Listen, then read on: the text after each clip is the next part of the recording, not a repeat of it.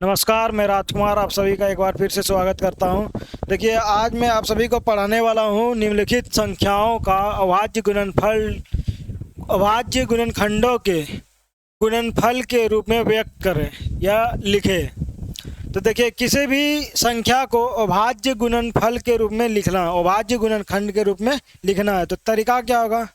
देखिए, 140 को इस तरह से लिखना है, फिर 2 से 3 से बारी बारी से भाग देना, किसकी संख्या से भाग लगेगा। तो सबसे पहले 2 से भाग देते हैं तो 70 बार में भाग लगेगा, फिर 2 से भाग देंगे तो 35 बार में भाग लगेगा, फिर 5 से भाग देंगे तो 7 बार में लगेगा। अब 7 को भाग देंगे 7 से 1 बार में लगेगा। तो देखिए, ये जो हुआ इसी को बोलते हैं क्या, अभाज्य गुणनखंड, अभाज्य गुणनखंड। तो चलिए 140 को हम किस तरह से लिख सकते हैं, तो इस तरह से लिख सकते हैं 2 गुना 2 गुना 5 गुना 7। और भी इसको लिखने का तरीका है, तो जैसे 2 यहाँ 2 बार है तो इसको लिख सकते हैं 2 पे पावर 1, 2 पे पावर 2 लिखेंगे क्योंकि देखिए इस पे भी पावर 1 इस पे भी पावर 1, तो दोनों पावर जुड़ जाएगा तो यहाँ हो जाएगा 2 पे पावर 2। और यहाँ 5 गुना 7। देखिए, किसी भी संख्या पे पावर 1 रहता है, किसी भी संख्या पे पावर 1 हमेशा रहता है, तो ये बात आपको समझना होगा। चलिए, 1 लिखने का कोई मतलब नहीं है, तो इस तरह से हम लोग अभाज्य गुणनखंडों के रूप में लिखेंगे। ठीक है, चलिए अब समझते हैं 156 को किस तरह से लिख सकते हैं। तो 156 को भी तरीका यही होगा अभाज्य गुणनखंड के रूप में व्यक्त करने का। तो 156 को पहले 2 से भाग दें। देखिए, किसी को भी अगर दिक्कत हो रहा हो अभाज्य गुणनखंड के रूप में चेंज करने के लिए, व्यक्त करने में दिक्कत हो रहा तो तरीका क्या होगा। देखिए, 2 से भाग देना, 2 से क्या करना है, भाग देना। 2 से भाग देना आसान होता है, चलिए थोड़ा सा कठिनाई का जहाँ पे होगा मैं वहाँ पे आपको समझा दूंगा। तो 2 से 7 बार में भाग देंगे, 2 से 14, 1 बचेगा, 6 उतारेंगे 16 हो जाएगा, तो 2 अठे 16। फिर 2 से भाग देंगे। देखिए, 2 से विभाजिता का नियम आपको पता होना चाहिए, क्या होता है, जो अगर अंतिम अंक अगर 2 से विभाज्य है तो पूरा संख्या भी 2 से विभाज्य है। तो देखिए, यहाँ 2 से कट रहा है तो ये पूरा संख्या 2 से कटेगा, तो 2 तिया 6, 1 बचेगा, 8 उतारेंगे हो जाएगा 18, तो 2 नवा 18।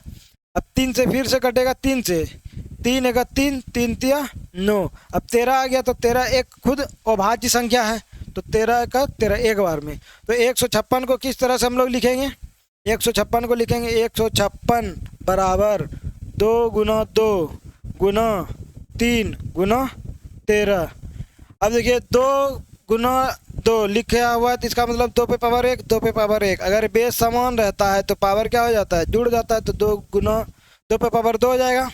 यहाँ 3 गुना 13, इस तरह से लिख सकते हैं हम लोग। इसी को बोलते हैं क्या, अभाज्य गुणनखंड, इसी को बोलते हैं अभाज्य गुणनखंड। ठीक है, अब देखिए 3825 को लिखना, क्या करना है, 3825 को अभाज्य गुणनखंड के गुणनफलों के रूप में व्यक्त करना है। तो 3825 को भी इसी तरह करेंगे। 3825 को सबसे पहले इस तरह से लाइन पार लेंगे, उसके बाद फिर देखिए ये अंतिम में 5 है, तो इसका मतलब क्या है, किसी भी संख्या के अंतिम में अगर या तो 0 हो या फिर 5 हो तो वो संख्या 5 से कटेगा। तो ये 5 से कट रहा है, तो सबसे पहले 5 से इसको कटाते हैं। 5 से 5 सत्ते 35, 7 बार में कटा, 3 बचेगा, 2 उतारेंगे 32 हो जाएगा, तो 5 छके 30, 6 बार में। अब 32 में 30 घटाएंगे, 2 बचेगा, 2 बचने के बाद 5 उतारेंगे तो हो जाएगा 25, तो 5 बचे 25। अब ये हो गया 765। फिर से देखिए अंतिम में 5, तो ये संख्या 5 से विभाजित होगा, तो 5 का 5 बचा कितना 2, फिर उतारेंगे 6 तो हो जाएगा 26, बचे 25। अब देखिए 25 खाया 26 था, 26 में 25 घटाएंगे तो बचेगा कितना 1। अब 1 उतारेंगे 5 उतारेंगे तो हो जाएगा 15, तो फिर 5 दिया 15।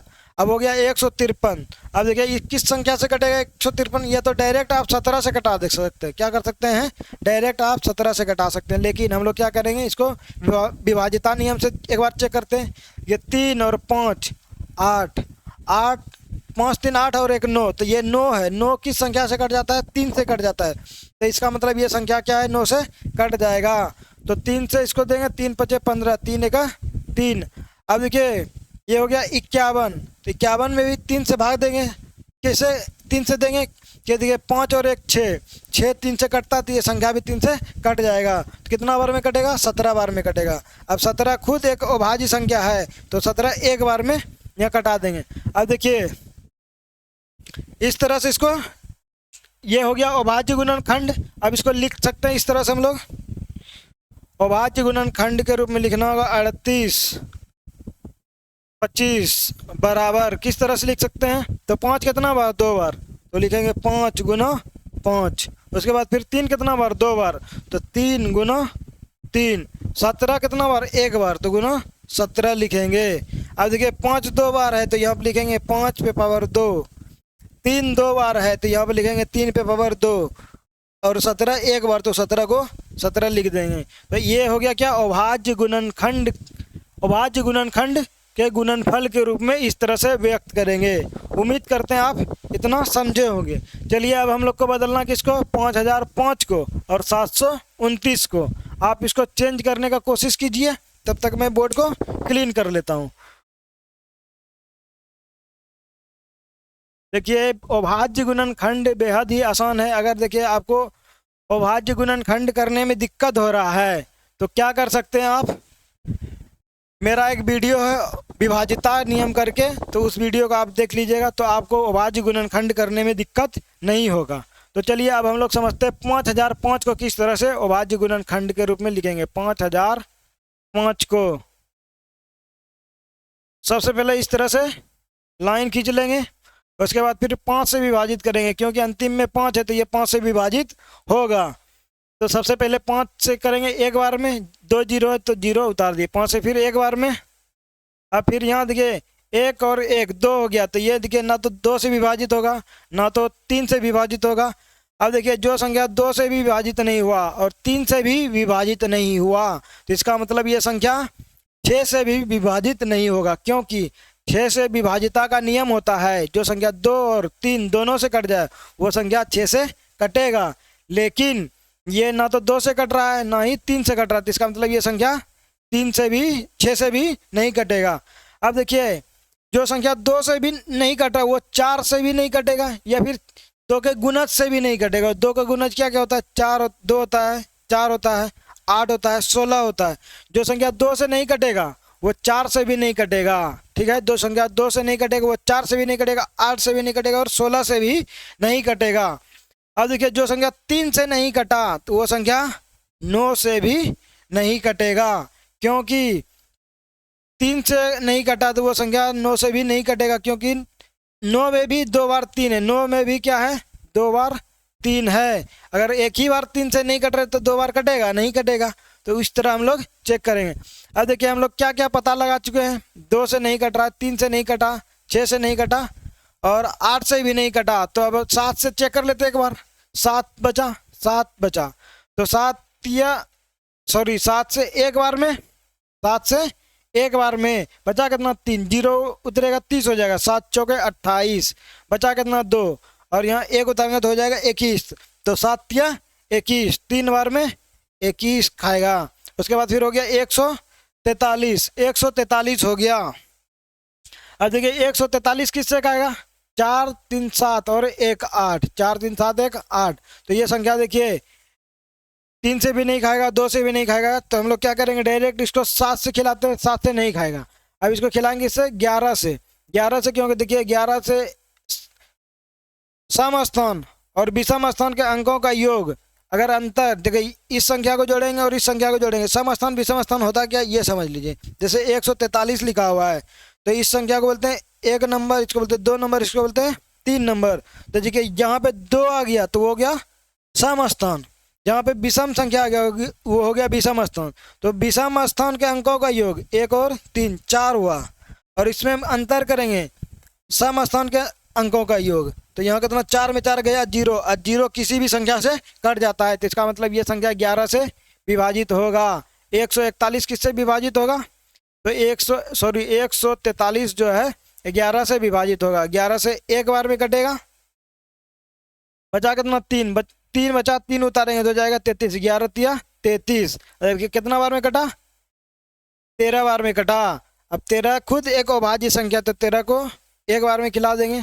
तो इस तरह से हम लोग क्या करेंगे, अभाज्य संख्या में लिखेंगे, अभाज्य गुणनखंड के रूप में लिखेंगे। 5000 को किस तरह से लिख पाएंगे हम लोग, 5005 बराबर हो जाएगा 5 गुना 7 गुना 11 गुना 13। इस तरह से हम लोग किसी भी संख्या को अभाज्य गुणनखंड के रूप में लिख सकते हैं। एक बच गया आप कितना 729। तो 729 को भी समझ लेते हैं। देखिए 729 को विभाज्यता का नियम से सबसे पहले सॉल्व करेंगे। देखिए इकाई का अंक 2 आ गया, इकाई का अंक 9 आ गया, इसका मतलब 2 से विभाज्य नहीं होगा। अब 3 से चेक करते हैं तो 9 और 2 11, 11 7 18, 18 देखिए 3 से कट जाता है तो ये संख्या भी 3 से कटेगा। 3 दूना 6, अब 6 घटाएंगे 7 में तो 1 बचेगा, 2 तारेंगे हो जाएगा 12, तो 3 चौके 12, और फिर 3 तिया 9, तो हो गया 243। 243 हो गया। अब देखिए ये क्या 3 से फिर से कटेगा? 2 से तो नहीं कटेगा क्योंकि अंतिम में एक अंक 2 से नहीं कट रहा है, तो ये संख्या भी 2 से नहीं कटेगा। अब 3 से चेक करते 4 3 7 2 9, तो 3 से कट जाएगा, तो 3 से इसको कटाई 3 8 24, 3 1 3। अब 81 कटता है 3 से 27 बार में, फिर 3 से 9 बार में, फिर 3 से 3 बार में, फिर 3 से 1 बार में। तो 729 को हम लोग किस तरह से लिख पाएंगे? देखिए 729 को किस तरह से लिख पाएंगे हम लोग? अभाज्य गुणनखंड के रूप में। कितना बार 3 आए? 1 बार, 2 बार, 3 बार, 4 बार, 5 बार, 6 बार, तो 3 पे पावर 6 इस तरह से हम लोग लिख देंगे। अभाज्य गुणनखंड लिखने का तरीका क्या होगा? इस तरह से हम लोग अभाज्य गुणनखंड करेंगे। उम्मीद करते इतना आप समझे होंगे। अगर वीडियो अच्छा लगे तो अपने दोस्तों तक, भाइयों तक पहुंचाइए और शेयर कीजिए, लाइक कीजिए। अगर आप सब्सक्राइब नहीं किए तो इस चैनल को सब्सक्राइब भी कर लीजिए। चलिए मिलते हैं अब नेक्स्ट वीडियो में। नेक्स्ट वीडियो में जो हम लोग सीखेंगे वो होगा अभाज्य गुणनखंड विधि से HCF और LCM निकालना। धन्यवाद।